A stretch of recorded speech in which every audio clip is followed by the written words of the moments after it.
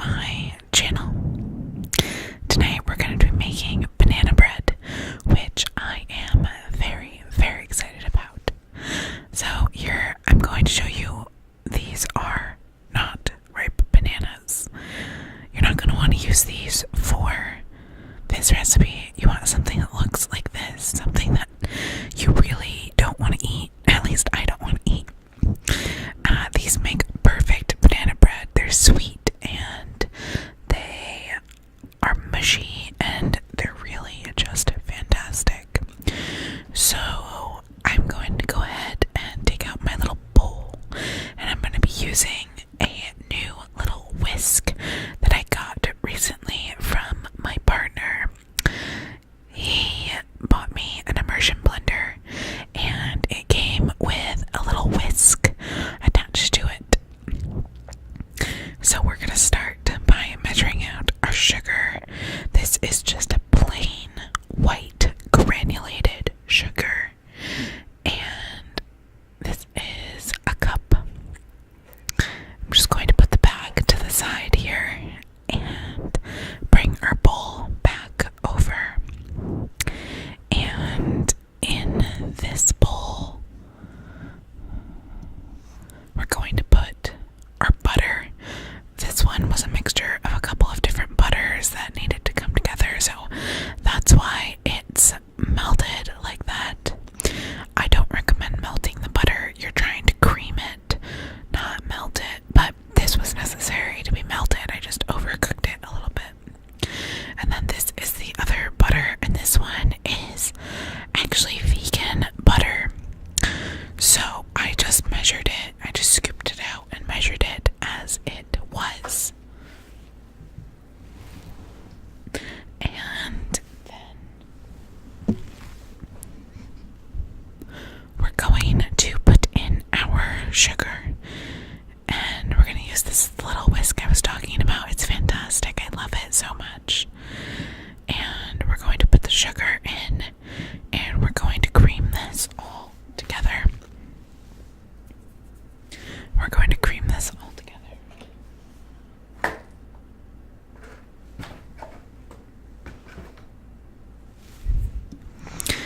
And we're just going to add this slowly, creaming it the entire time with our little whisk. And we're going to try and get this to be light and fluffy. We want light and fluffy butter and sugar mixture here, which I did taste it at the end because I wasn't quite sure if it was separating or not. It wasn't, so that's good. But you see how light and fluffy that is? It's a very pale color and very light and fluffy. I'm gonna say that again. Light and fluffy. Fluffy. And now we're going to add in our eggs. 1 egg and 2 egg. And you can add them in separately if you'd like. I decided to put them in together, and that worked out just fine for me. But you can do whatever you please. We're going to stir these in, and you'll see that our butter and sugar mixture goes from being kind of creamy, or goes from being, I guess fluffy and granulated, to this really creamy. I mean, look at that. That's such a beautiful thing. It looks like a batter. Silky. That is the definition of silky. And it's so good. I love it so much. I tasted that too because I like to taste things as I'm going along. I don't know. Maybe I'm weird, but you can let me know in the comments if you think so. Now I'm going to add in those ripe bananas. You can tell they are super soft and they're kind of brown. That's okay.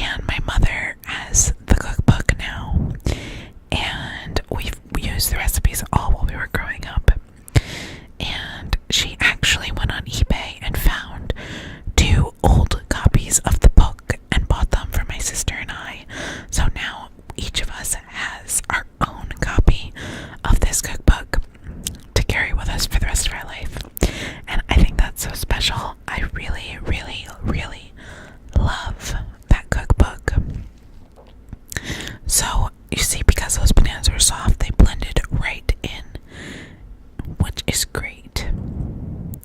This recipe calls for, you could use buttermilk if you had it, but what I'm doing instead is using milk here. I believe that's just whole milk, and then we're going to curdle it by adding in lemon juice. So I'm just taking some generic lemon juice and putting in a tablespoon roughly. The cap is somewhere between a teaspoon and a tablespoon. And what this will do is it will curdle. It will curdle the milk and make a buttermilk type of situation. Kind of like a sour milk. Anytime you add milk, dairy, and acid together, it curdles. Now we're going to measure out our dry ingredients.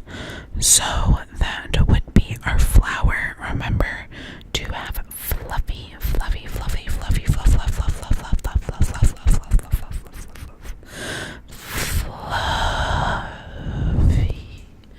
fluffy flour. And then we're going to measure out our baking soda. It's baking soda. And we're going to measure out our salt. So this is me just measuring out the baking soda, and I put it right on top of the flour. That works perfectly. And then we're going to take my salt container and take a pinch of salt and put that on too. Then we're going to move everything out of the way, and we're going to take our bowl back, and we're going to add the dry ingredients into the wet ingredients. So here we go, shaking a little bit at a time, and just kind of slowly with the whisk blending that in. That's why I love this whisk. It's so good for just small batches, one loaf of this or one tiny batch of cookies or a cake mixture, whatever it may be. It's really great. So this is going to be fully incorporated, and then we're going to need another cup of flour, and we're going to put that flour in as well. So here we are, mixing away. Mixing. Banana bread is a very wet batter. Most breads like this they're not very thick. It's almost a cake-like texture, both before and after being cooked. Basically, this is banana cake. We just call it bread so that we can eat it for breakfast and enjoy it and not feel so guilty. But there is a decent amount of sugar in this. I put in a full cup of sugar. We're adding in our buttermilk. So that was our curdled buttermilk. And now we're adding in the other cup of flour. And I'd like to take this opportunity to say that if you like this video, please subscribe and ring the notification bell. I will be doing videos much more regularly. I took about a month off. I'm not going to make excuses, but holidays, and then I was out of town, and then I got really sick, and it's just been one thing after another. But February on, we are all set to go, and I'm going to be putting out 1 to 2 videos a week, maybe 3 if you're lucky, and I hope that you will join me in that. So please be sure to hit the subscribe button and leave a comment if you want. I would love to chat with you guys about anything. Let me know what your favorite thing to bake is. So now, because banana bread needs chocolate, I had a few open bags of chocolate, so I just dumped those in. They're just bittersweet morsels. And I didn't think that looked like